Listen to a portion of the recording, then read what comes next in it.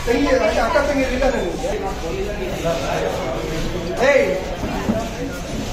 ತಂಗಿ ತರ ಇಲ್ಲ ನಾವು ಕೇಳಂಗೆ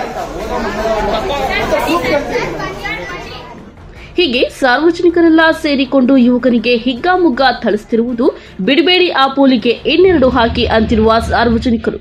ಹೌದು, ಈ ದೃಶ್ಯಗಳೆಲ್ಲ ಕಂಡು ಬಂದದ್ದು ಚಿಕ್ಕಬಳ್ಳಾಪುರ ಸರ್ಕಾರಿ ಬಸ್ ನಿಲ್ದಾಣದಲ್ಲಿ. ಪ್ರತಿನಿತ್ಯ ಈ ಬಸ್ ನಿಲ್ದಾಣದಲ್ಲಿ ಸಾವಿರಾರು ವಿದ್ಯಾರ್ಥಿನಿಗಳು ಜಿಲ್ಲೆಯ ಹಾಗೂ ಹೊರ ಜಿಲ್ಲೆಯಿಂದ ಚಿಕ್ಕಬಳ್ಳಾಪುರ ನಗರಕ್ಕೆ ಓದಲೆಂದು ಬರ್ತಾರೆ.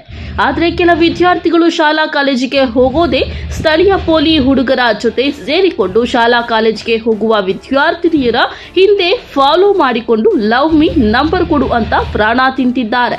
ಅಂತಹದ್ರಲ್ಲಿ ಸರ್ಕಾರಿ ಶಾಲಾ ಕಾಲೇಜಿಗೆ ಹೋಗುವ ಅಪ್ರಾಪ್ತ ವಿದ್ಯಾರ್ಥಿನಿಯರೇ ಇವರ ಟಾರ್ಗೆಟ್ ಆಗಿದ್ದು, ಶಾಲಾ ಕಾಲೇಜು ಮುಗಿಸಿಕೊಂಡು ಮನೆಗೆ ಹೋಗಲೆಂದು ಬಸ್ ನಿಲ್ದಾಣಕ್ಕೆ ಬಂದರೆ ಸಾಕು, ಪೋಲಿಗಳು ಹಿಂದೆ ಬಿದ್ದು ಚುಡಾಯಿಸಿಕೊಂಡು I love you, love me, number ಕೊಡು ಎಂದು ಅಪ್ರಾಪ್ತ ಬಾಲಕಿಯರನ್ನ ಪೀಡಿಸುತ್ತಿದ್ದ ಪೋಲಿಯನ್ನ ಕಂಡು ಸಾರ್ವಜನಿಕರು ಹಿಡಿದು ಹಿಗ್ಗಾಮುಗ್ಗಾ ಥಳಿಸಿದ್ದಾರೆ. ಈಗಾಗಲೇ ಸರ್ಕಾರಿ ಬಸ್ ನಿಲ್ದಾಣದಲ್ಲಿ ಇಂತಹ ಪ್ರಕರಣಗಳು ಬೆಳಕಿಗೆ ಬಂದಿದ್ರೂ ಸಹ ಪೊಲೀಸ್ ಇಲಾಖೆಯ ಅಧಿಕಾರಿಗಳು ಯಾವುದೇ ಕ್ರಮ ತೆಗೆದುಕೊಂಡಿಲ್ಲ. ಇನ್ನಾದರೂ ವಿದ್ಯಾರ್ಥಿನಿಯರಿಗೆ ರಕ್ಷಣೆ ಕೊಡುವ ಕೆಲಸಕ್ಕೆ ಪೊಲೀಸ್ ಇಲಾಖೆ ಮುಂದಾಗಬೇಕು ಎಂದು ಸ್ಥಳೀಯರು ಒತ್ತಾಯಿಸಿದರು.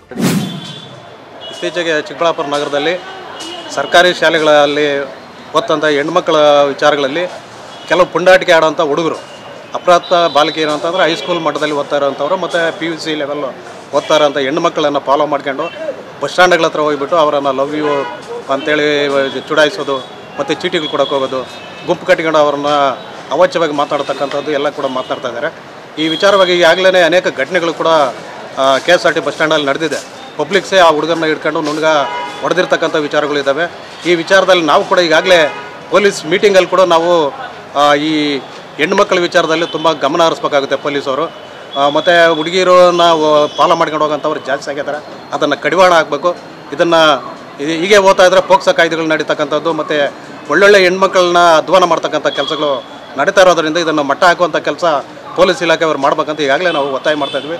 ಮುಂದೆನೂ ಕೂಡ ಈ ಥರದ ಘಟನೆಗಳನ್ನು ನಿಲ್ಲಿಸ್ಬೇಕಂತ ನಾವು ಪೊಲೀಸ್ ಇಲಾಖೆಯ ಮೇಲೆ ಒತ್ತಡವನ್ನು ಹೇರ್ತೀವಿ.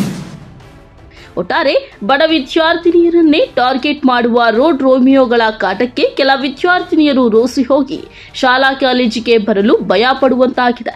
ಇನ್ನಾದರೂ ಇಂತಹ ಪೋಲಿಗಳಿಗೆ ಚಳಿ ಬಿಡಿಸಲು ಪೊಲೀಸ್ ಇಲಾಖೆ ಮುಂದಾಗುತ್ತದಾ ಕಾದು ನೋಡಬೇಕಾಗಿದೆ. ಕಳವಾರ ಅರುಣ್, MMTV ನ್ಯೂಸ್, ಚಿಕ್ಕಬಳ್ಳಾಪುರ.